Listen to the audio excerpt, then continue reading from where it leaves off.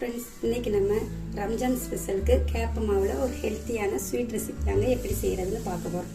இது ரொம்ப ஃபில்லிங்காகவும் அதே சமயத்தில் நல்ல ஹெல்த்தியாகவும் இருக்குங்க. இதை கேப்ப மாவுல செஞ்சதுன்னு சொன்னால் யாருமே நம்பவே மாட்டாங்க. அந்த அளவுக்கு டேஸ்ட் ரொம்பவே அருமையாக இருக்கும். சின்ன குழந்தைங்கலேருந்து பெரியவங்க வர எல்லாருமே நல்லா விரும்பி சாப்பிடுவாங்க. இந்த ஹெல்த்தியான ஸ்வீட் ரெசிபியை வாங்க எப்படி செய்யறதுன்னு பார்க்கலாம்.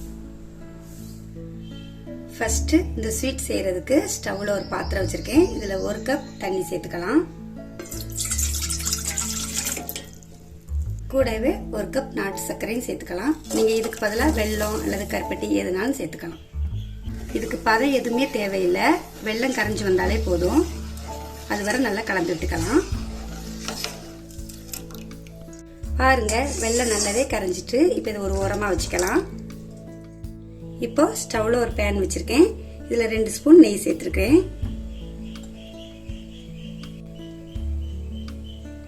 இப்ப நெய் நல்லா சூடானதும் கூடவே 2 ஸ்பூன் ரவை சேர்த்துக்கலாம்.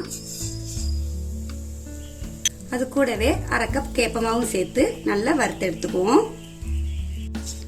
ஒரு 3 நிமிஷத்துக்கு நல்ல மீடியம் ஃப்ளேம்ல வச்சு நல்லா வறுத்து எடுத்துக்கோங்க. இந்த அளவுக்கு வறுத்தா போதுங்க. இப்போ இது கூடவே நம்ம காய்ச்சி வச்ச சர்க்கரை பாகு சேர்த்துக்கலாம். ஃபில்டர் பண்ணிட்டு சேர்த்துக்கோங்க.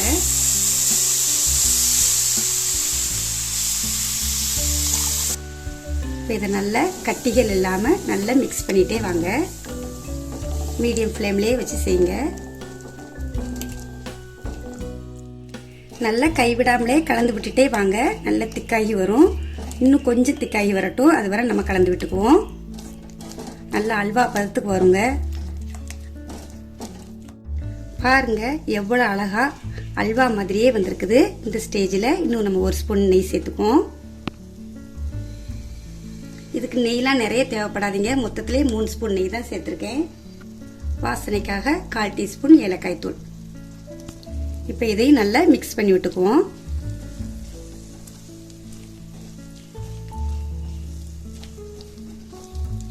பாருங்க, பேன்ல ஒட்டாம ரொம்பவே அருமையா வந்திருக்குது. இப்படி நீங்க எடுத்து விடும் போது நல்லா இப்படி ஃபோல்ட் ஆகி வரணும். அது மாதிரி வச்சுக்கோங்க. இப்போ ஸ்டவ் ஆஃப் பண்ணிடலாம்.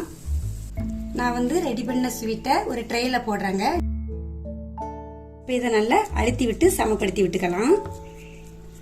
இப்படியே கூட சாப்பிடலாங்க. அல்வா மாதிரியே ரொம்பவே டேஸ்டா இருக்கும். நல்லா சமப்படுத்தி விட்டாச்சுங்க. இப்போ கொஞ்சம் இது ஆறட்டும். ஒரு 1/4 மணி நேரம் கழிச்சு நம்ம பீஸ் போட்டு எடுத்துக்கலாம். 15 நிமிஷம் ஆகுதுங்க. இப்போ இதை பீஸ் போட்டு எடுத்துக்கலாம்.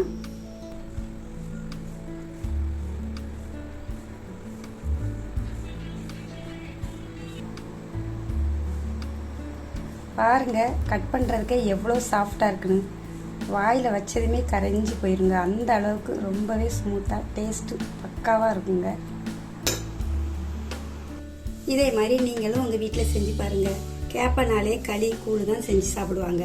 இப்படி டிஃப்ரெண்ட்டாக நீங்கள் ஸ்வீட்டாக செஞ்சு கொடுத்தா எல்லாருமே நல்லா விரும்பி சாப்பிடுவாங்க. உடம்புக்குமே ரொம்ப ஹெல்த்தும் கூட. இந்த வீடியோ பிடிச்சிருந்தா மறக்காமல் நம்ம சேனலுக்கு சப்ஸ்கிரைப் பண்ணிக்கோங்க. நன்றி.